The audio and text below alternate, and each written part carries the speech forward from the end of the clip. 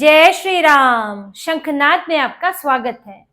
Cockroach जनता party वाला अभिजीत दीपके जो America में बैठे बैठे बड़ी बड़ी बातें कर रहा था, डींगे हाँक रहा था, लेकिन जब भारत आने की बारी हुई तो उसको डर लगने लगा, डर से कांपने लगा है। बार बार अपने फैसले, अपनी अपील बदल रहा है और भारत आकर यहाँ क्या कब हो जाए, कहीं वो सीधे जेल ना पहुंच जाए, इसके कारण उसके खौफ बढ़ा हुआ है। और उसके साथ जो ये लोग हैं वो बार बार इसी की बात कर रहे हैं। अभिजीत दीपके ने एयरपोर्ट पर भीड़ बुलाई थी, दिल्ली एयरपोर्ट पर, कि मैं आऊंगा तो आप यहाँ पर एक साथ आना, हो सकता है मेरी गिरफ्तारी हो जाए। तो इन्होंने सोचा था कि कुछ भी अगर होगा तो कम से कम एक भीड़ दिखेगी, लगेगा कि अभिजीत दीपके का क्या स्वागत हो रहा है, भारत में आए हैं आंदोलन करने के लिए।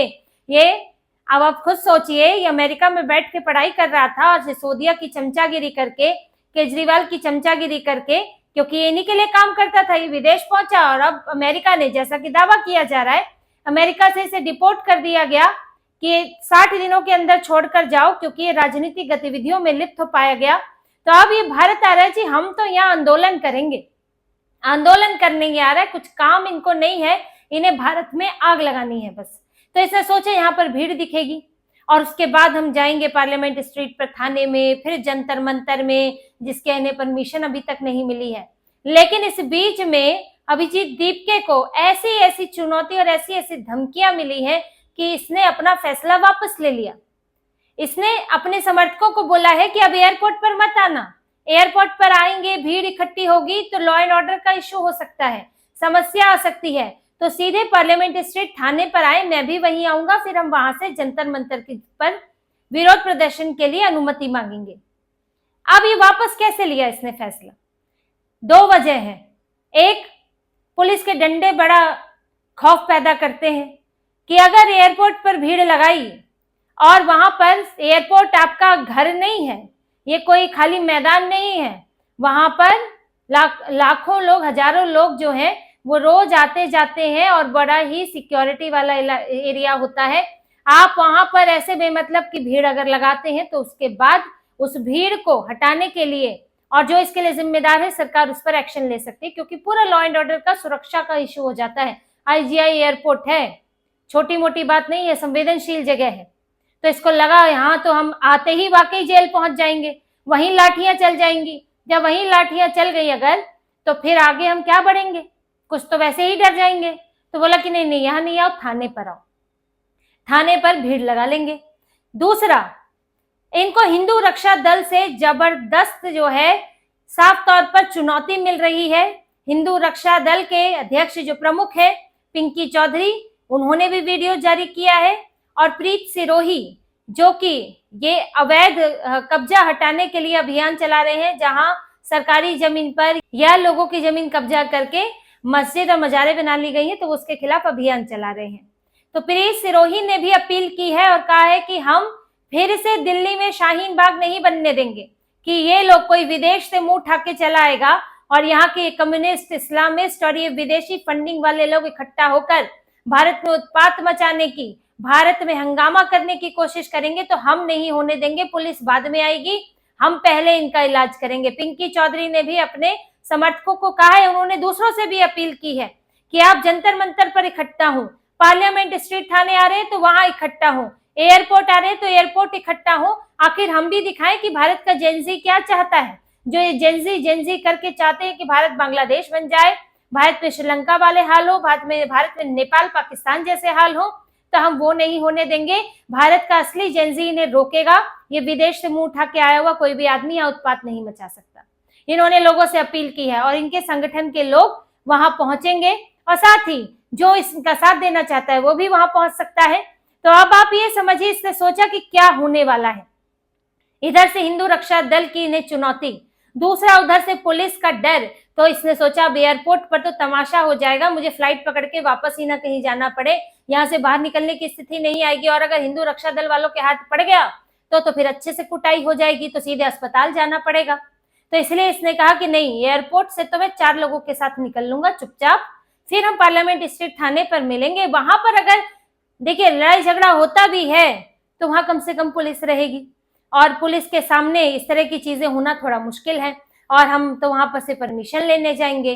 तो इसने आने से पहले ही ये डर गया, क्योंकि इतने दिनों से इसने अपील की हुई थी कि आप एयरपोर्ट पर आए, एयरपोर्ट पर ज्यादा से ज्यादा लोग एकजुट हो, और फिर इनके जो चेले चपाटे जो हैं वो भी आप पेपर स्प्रे लेकर आए एयरपोर्ट पर फलाना ढिकना चीजें लेकर आए ताकि पुलिस से बचा जा सके, पुलिस को मजा चखाया जा सके। ये सब अपील कर रहे थे, लोग लड़ने आ रहे थे, ताकत दिखाने आ रहे थे।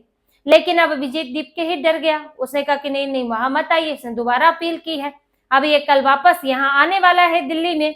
तो यहाँ इसका अब देखिए स्वागत कैसे होता है। हिंदू रक्षा दल वाले तो तैयारी करके बैठे हैं कि हम फिर से दिल्ली में नहीं होने देंगे। दिल्ली इस तरह के बार बार ये आंदोलन, ये सड़कों पर जम जाना देख चुकी है, चाहे शाहीन बाग हो, चाहे ये किसान आंदोलन हो जिसमें ये राकेश टिकैत वगैरह ये लोग बैठ गए थे ताकि यूपी के चुनाव में कांग्रेस को फायदा हो, सपा को फायदा हो। तो अब हम ये नहीं होने देंगे। अब दिल्ली की जनता फैसला करेगी कि यहाँ इस तरह के आंदोलन होंगे कि नहीं। और देखिए कोई नई चीज हो नहीं रही है, आपने जेएनयू के देखे होंगे, ये वही है। मैं आपको पहले भी मैंने आपको बताया था कि कवर नया है, अंदर माल वही है, पुराना माल ही है। जेएनयू वाले तो थक चुके हैं सब कर करके। अभी जेएनयू की तो स्थिति ये हो गई है इन कम्युनिस्टों की, वहां पर जो इनके अध्यक्ष, उपाध्यक्ष, सचिव बने वो सब रेस्टिकेट हो गए, उन्हें यूनिवर्सिटी से बाहर कर दिया गया है, बैन कर दिया गया है अंदर आने से। 1 साल का बैन, जब तक बैन खत्म होगा फिर से चुनाव आ जाएगा जुनसू का वहां पर। तो ये छात्र संघ का तो हाल बुरा हो गया है, ये लोग प्रोटेस्ट करने की हिम्मत नहीं कर पा रहे हैं। एक किया था तो अभी पिटे थे, इन्हें जेल जाने की स्थिति आ गई थी इनकी, जैसे तैसे इनको दिन रात दौड़कर जो है जमानत मिली थी। अब भी इनके ऊपर नजर है कि अगर ये दोबारा प्रोटेस्ट करते हैं तो इनकी जमानत खारिज हो जाएगी, अगर बिना परमिशन के प्रोटेस्ट करते हैं। तो इन्होंने आपने वो दौर देखा होगा, कन्हैया कुमार भी तब था, ये लोग जेएनयू से एक भीड़ निकलती थी, फिर कभी जामिया से एक भीड़ निकलती थी, पुलिस पर पत्थर बरसाए जाते थे और पुलिस के साथ भिड़ंत होती थी दिल्ली में, जी हम तो संसद तक जाएंगे। लेकिन अब लंबे समय से आपने ऐसा कोई प्रोटेस्ट नहीं देखा होगा, ये लोग कहीं गुम हो गए हैं, इन लोगों की हिम्मत खत्म हो गई है और अब ऐसे कोई प्रोटेस्ट नहीं करते। अब ये लोग खाल बदल कर आ गए, यही कम्युनिस्ट मानसिकता वाले। अब ये सौरभ दास जो इसका प्रवक्ता है, सौरभ दास उमर खालिद के साथ फोटो खिंचवा कर कहता है बड़ा ही सौभाग्य प्राप्त हो गया इस आदमी से मिलने का। वो उमर खालिद जिसके ऊपर दिल्ली दंगे का आरोप है, जिसने साजिश रचने का आरोप है, वो दंगे में पत्थर फेंकने वाला नहीं है, मास्टरमाइंड है। जैसे एक आतंकवादी होता है जो बंदूक चलाता है, एक और बड़ा आतंकवादी होता है हाफिज सईद जैसा, मसूद अजहर जैसा, जो कि आतंकवादियों को बनाता है, आतंकवाद की घटनाओं की प्लानिंग करता है। वही इनके साथ है, ये लोग उमर खालिद जैसे ने साजिश रचने का आरोप है कि दंगे की साजिश रची, उससे ये अपना प्रेरणा स्रोत मान रहा है। अब ऐसे से प्रेरणा लेगा तो क्या करेगा, दंगे ही करवाएगा।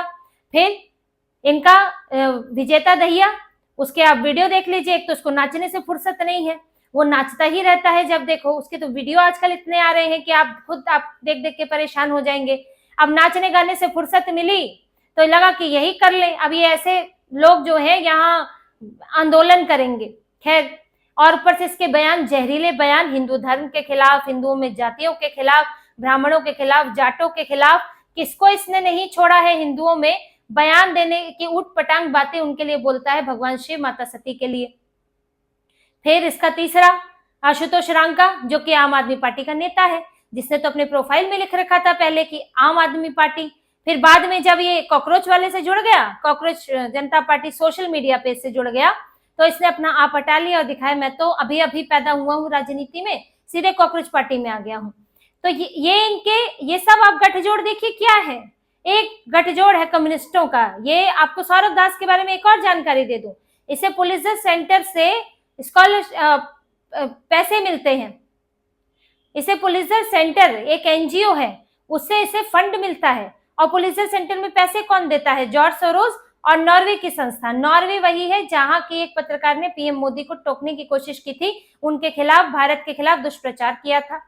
तो ये इनका गठजोड़ इस तरह है कि अब इसको पैसा मिलता है सोरोस से और भारत विरोधी शक्तियों से पैसा मिलता है, तो ये उन्हीं के खिलाफ काम करता है।